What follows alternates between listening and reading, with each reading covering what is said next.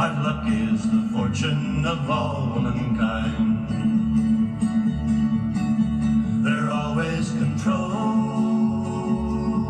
they're always confined, controlled by their parents until they are wise, and slaves to their husbands the rest of their lives. Jane! Jane, get up, Jane! You gotta come along down the path. I want to show you a sight. Get up, Jane, you say? Why should I get up? I do not reckon there's anything down that path that I've not seen 1,000 times before. Besides, I am just about finished with this hill.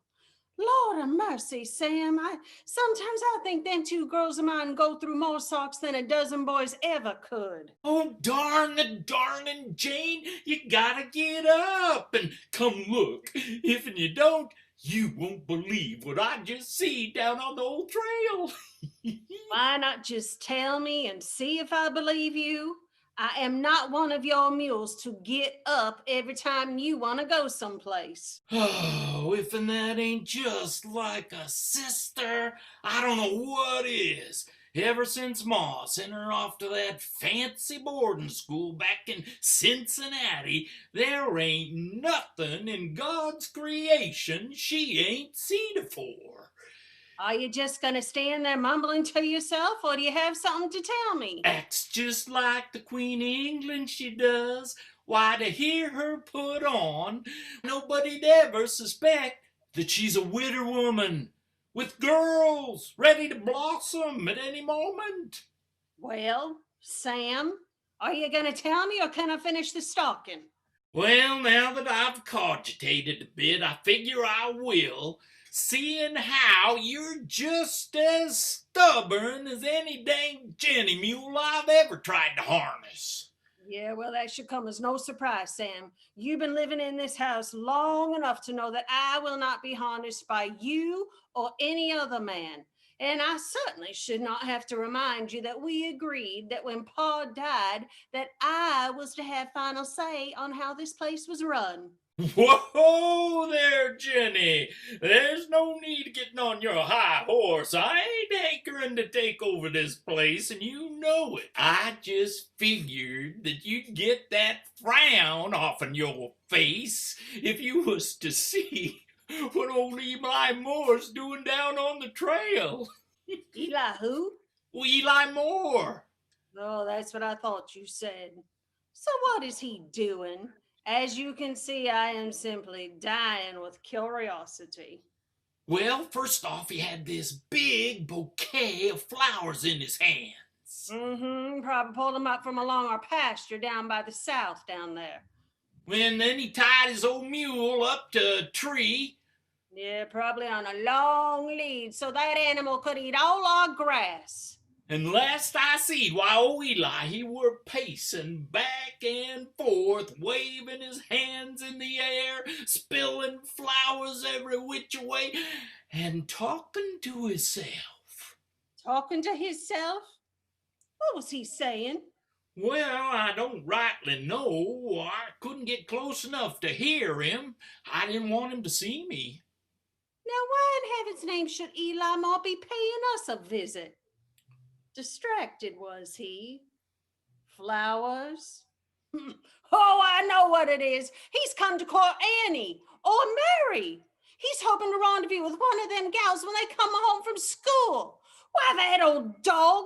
He's trying to steal one of my babies. They ain't babies anymore, Jane. Annie's 16, Mary's 15. Yeah, and Eli Moore is 70 if he is a day. I will not have it. Do you hear me? I will not allow it. Well, don't tell me about it, Jane. Tell old Eli. Here he comes. What? He's coming here? Of all the nerve. You tell him to go away. I will not speak to him. Tell him he's trespassing. I will shoot him. Oh, if and she ain't just like a mother hen, thinking Eli's here to marry one of her girls. when she's such a fine-looking woman herself. Howdy, Sam. Sure is a fine day, ain't it? Yep, Eli, finer than frog's hair. Yep, finer than a frog's hair. Yep, yep.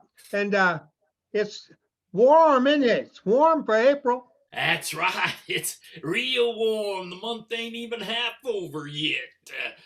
Well, say, you must be downright thirsty coming all the way over here. That's a fact, Sam. I am thirsty. I'm dying for a drink. Are you now? I got me a real dry, Sam. Well, whiskey should ought to cure that dry. You just wait right here, Mr. Moore. I'll go get us a jug full. I will not be drinking today. Thanks just the same, Sam. But I swear I'd be just as happy with a dipper full of water. Water? Why, Mr. Moore, you must be plumb loco.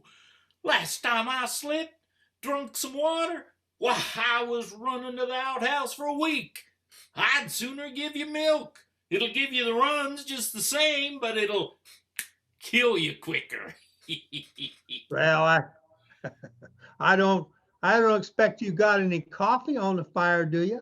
No, sir, Mr. Moore, we don't have no coffee, but I shouldn't be surprised if Mrs. Evans might have some tea in her pot.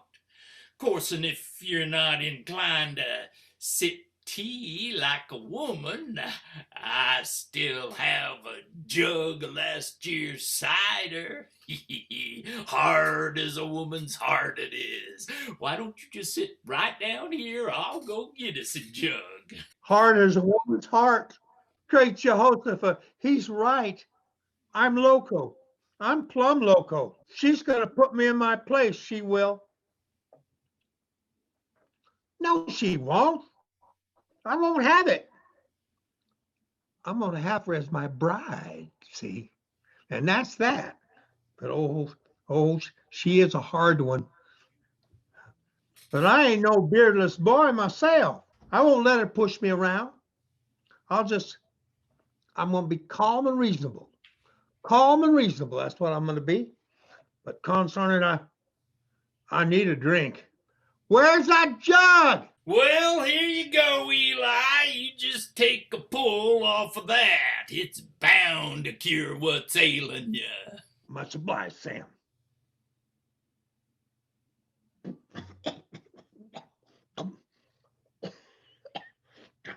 Them some mighty fine squeezings, Sam. Yep, growed them apples myself, Eli.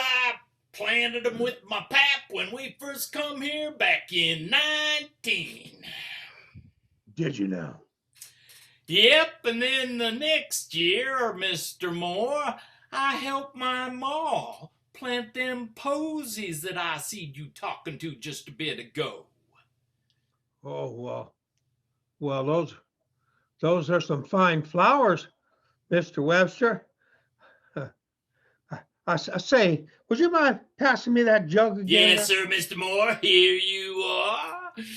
I told Miss Evans how you was a raving and talking to yourself, and she calculated you was fixing to give that bouquet of flowers to one of her gals.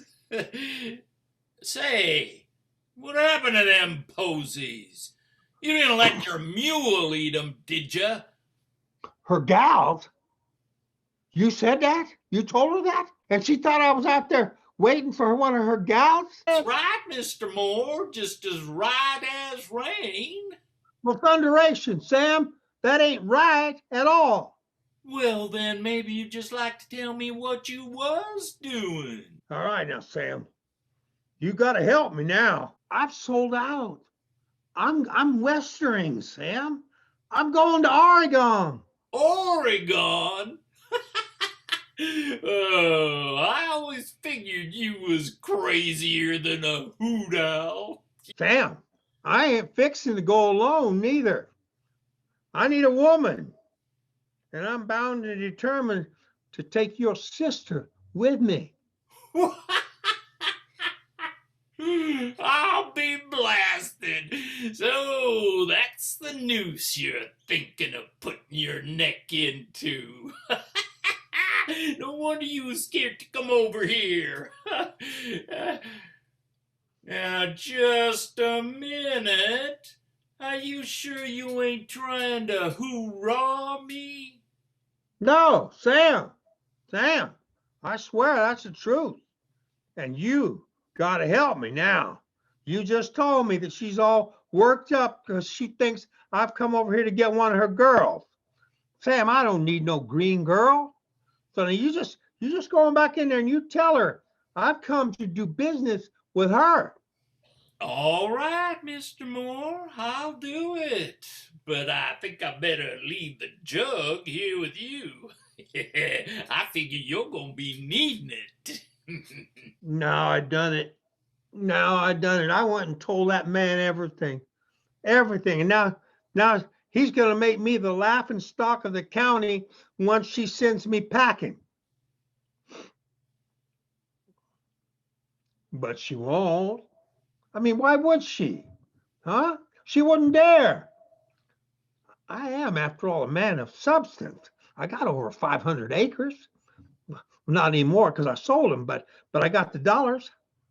Yeah, and I'm gonna go into Mississippi's and buy her a piano because I seen her swooning over a piano in there one day with all the fife and drums and all that. Well, she wasn't swooning because that woman doesn't swoon over nothing. She's too hard for that. She's too hard, and I don't need her.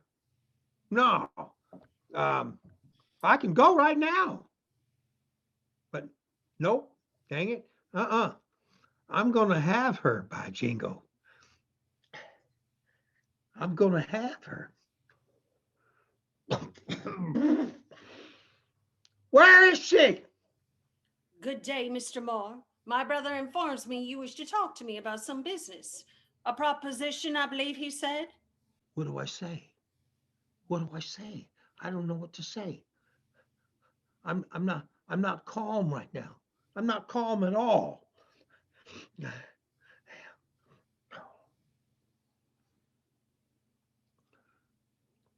Good day, Mrs. Evans. How are you? I'm quite well, thank you, Mr. Moore. And your daughters? They're well too, I hope. Such fine, blooming young things. Why, yes, Mr. Moore, they are indeed quite young. But Sam has assured me you did not come here to talk about my daughters. He suggested you had some other proposal in mind. Pray do get on with it. It's the fever, Mrs. Evans. Everybody's catching it this year. This year? Why is this year different from any other year? Well, there's more people to catch it. The fever, you say? I wonder what fever you're talking about. Is it malaria? Because it comes to these parts every spring when the backwaters come to life. No, Mrs. Evans, no. That ain't the fevers I'm talking about. Oh, I knew it. It's spring fever, and you got your eye on some innocent young girl who hasn't even... No, Jane, it ain't spring fever neither. And I ain't looking to take one of your daughters either. No. It's westering fever, Jane. The whole country's alive with it. Western fever? Why, I declare, they're a pack of no-account fools. That's what they are. Oh, yes, Mr. Moore. I know all about the crowds gathering and how they sold everything they owned to chase a cockeyed dream of going out west. Well, no. Wait a minute. There's decent folks there. And I'm be danged if those aren't decent folks. Yeah, well, that's the pity of it, Eli. They are decent, God-fearing people who have been swindled by some fast-talking promoters. Why, I don't believe any of them knows what they will have to suffer before they get to the promised land or the labors that will await them once they get there. Well, I sure as hell do. Why, Mr. Moore, don't tell me that western bug has bitten you too. What if it has? What if it has? It's a hell of a lot better than sweating in this damn country here with the fever. I'll tell you that. Well, I will thank you, Mr. Moore, if you will save your curses for your mules. I declare if you do not control your tongue, you will soon be taking the Lord's name in vain. Control my tongue, she said. Control my tongue. Jumping Jehoshaphat. She's got me running around like a gut-shot hound dog, and it doesn't look like the good Lord minds her making me run around like that at all. If I had any sense, I'd just walk off down the path there, not as much as give her a by your leave. But I ain't got any sense. I ain't got any sense at all because I want to make her my bride. I'll be danged if the more she rants and raves, the more I want her. All right, Mrs. Evans. All right. See, if there ain't no need for me to get unmannerly towards you, uh, maybe we can just make peace here and talk sensible, and maybe you'd have a sip of this jug and just listen to me for a minute. You think? Well, I would be happy to make peace with you, Mr. Moore, but I will not place a thief in my mouth to rob my brains. Place a what? Where? Place a thief in my mouth to rob my brains. In plain language, Mr. Moore, I will not drink with you, not when I have been told that you are here to make some sort of a proposal. I always like to keep my wits about me when I'm dealing with a horse trader.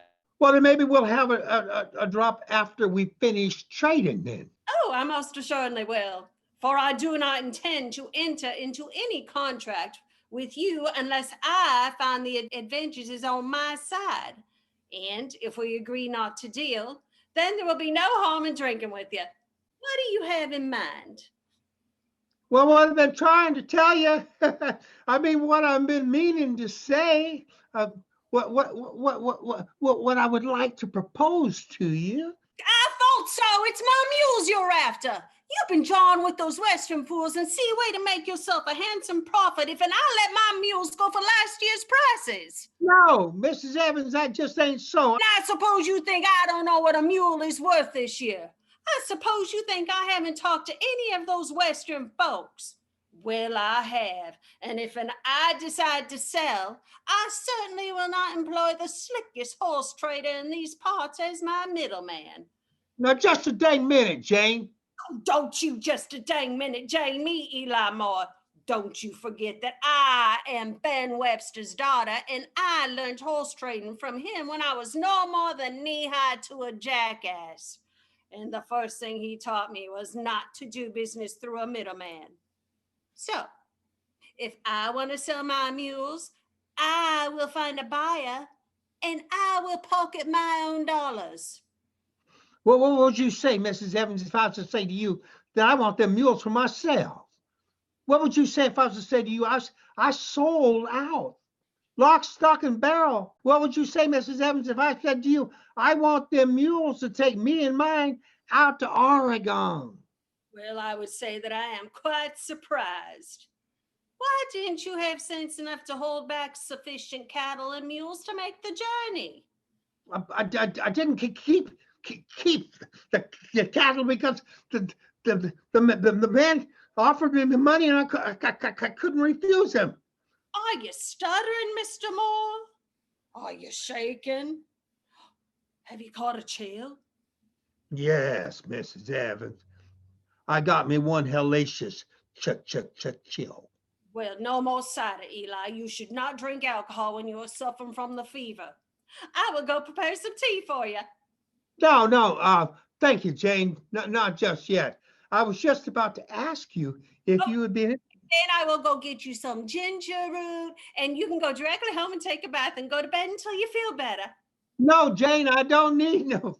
Yes, that is exactly what I will do. I will get you some tea, some ginger root, a mustard bath, and then to bed.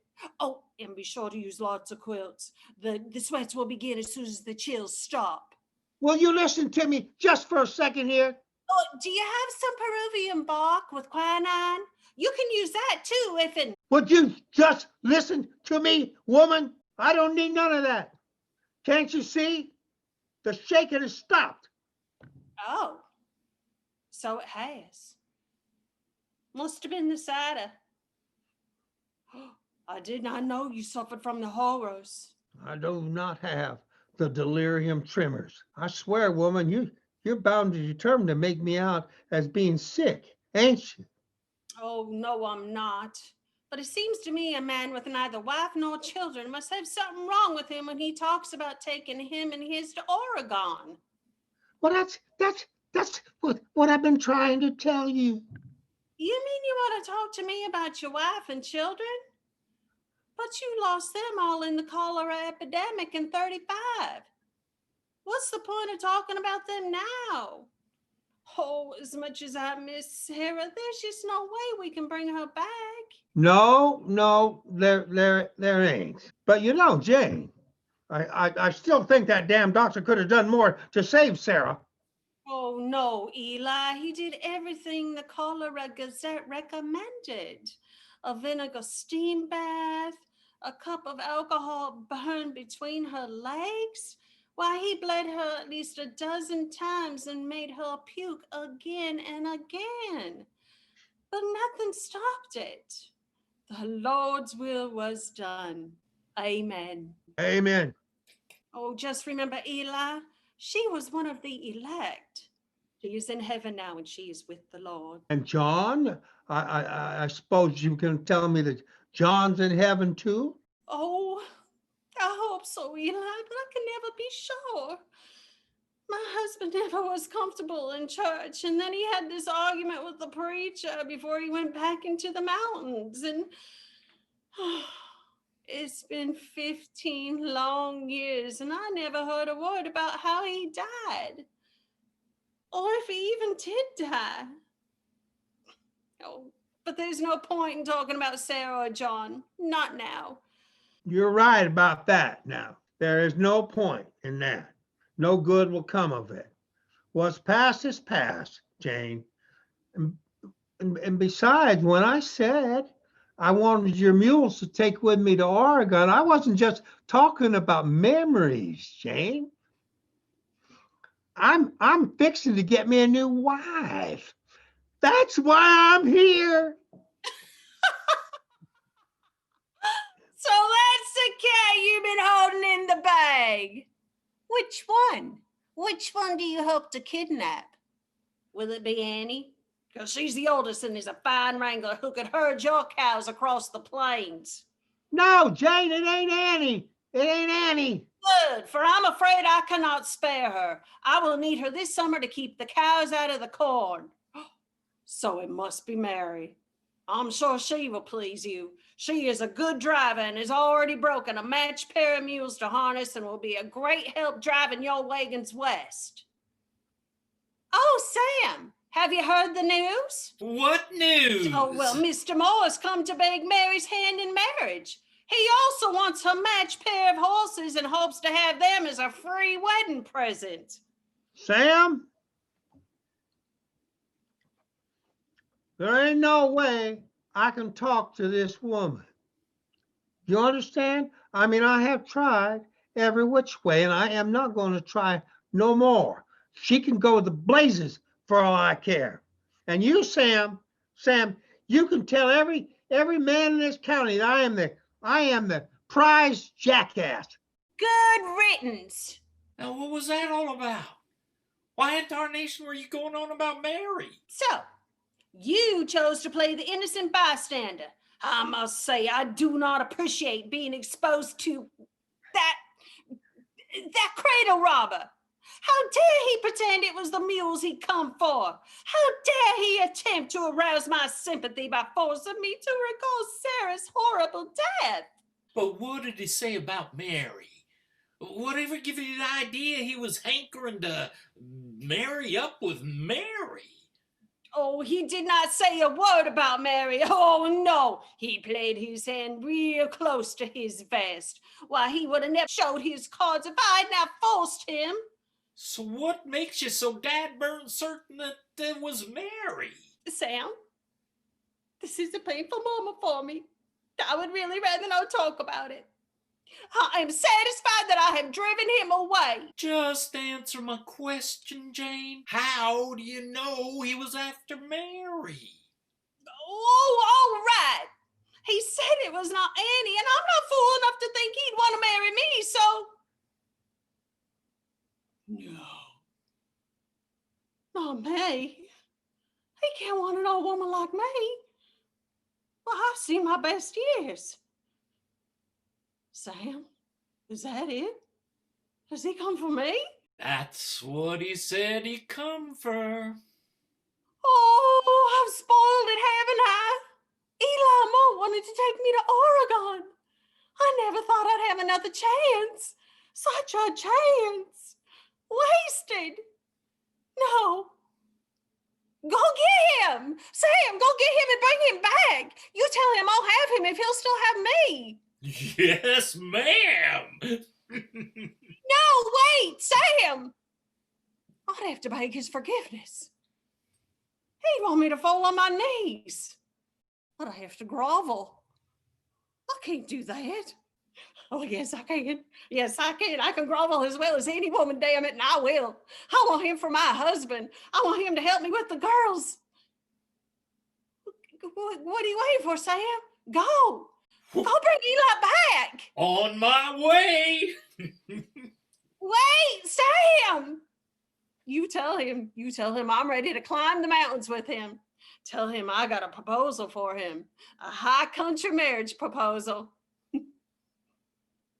What? What are you waiting for? Go get him. Well, I'm trying.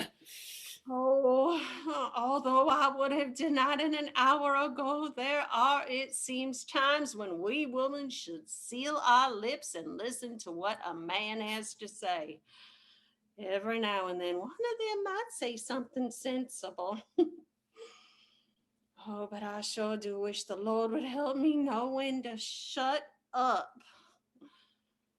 But when a woman is left alone to raise her children, she learns quickly to stand up for herself and defend what's hers. And it makes her hard. Oh, I wonder if I can ever be soft again, like I once was. I wonder if I can ever let a man manage me again. Tell me what to do, day and night.